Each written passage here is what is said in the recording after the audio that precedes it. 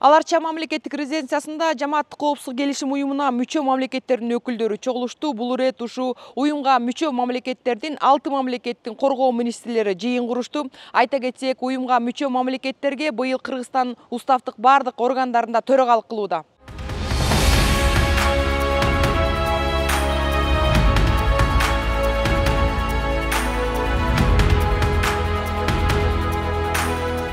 Тар курамдагы жыйын адаттагыдай эле жабык эшик артында өтүп, анда жамааттык коопсуздук келишим уюмунун башкы катчысы аскердик коопсуздукка байланыштуу чакырыктар жана коркунучтар тууралуу баяндама жасагандыгы айтылды. Катышуучулар уюмдун аймагындагы аскердик саясий кырдаалды жана анын таасирин талкуулашты.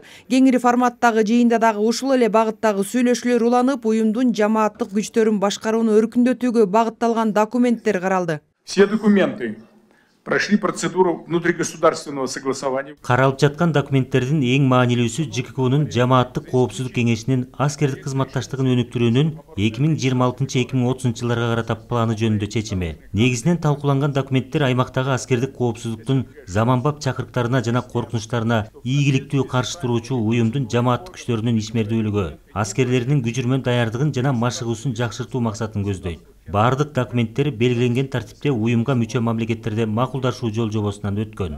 Жыйында алып барган Кыргызстандын коргоо министри Руслан Мукамбетов жамааттык коопсуздук келишим уюмуна мүчө өлкөлөрдүн аскердик кызматташтыгын андан ары өркүндөтүү жана өнүктүрүү, башкаруу системаларын жакшыртуу, күчтөрдү жана каражаттарды биргелешип даярдоо маселелеринде көз караштардын жана принципиалдуу мамилелердин бирдиктүүлүгүн дагы бир жолу көрсөткөндүгүн баса белгиледи. Рассмотрели, подписали документы. Бүгүнкү отурумдун алкагында биз ЖККнун жамааттык коопсуздук аймактарындагы аскердик коопсуздукка болгон чакырыктарды жана коркунучтарга карата ар тараптуу талдоо жүргүздүк. Биздин мамлекеттердин коргоо ведомстволорунун өз ара аракеттенүүсүн мындан ары тереңдетүүгө жана уюмдун аскердик бөлүгүн өнүктүрүүгө багытталган документтерди карап чыктык. Жемиштүү жана эффективдүү иш үчүн ыраазычылык билдирип кетем.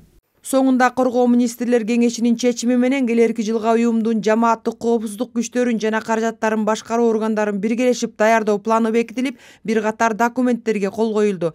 Жыйындын катышуучулары Улуу Ата мекендик согуштун баатырларынын элесине таазим кылып, жеңиш аянтындагы өчпөс отко гүл чамбар коюуга дагы үлгүрүштү.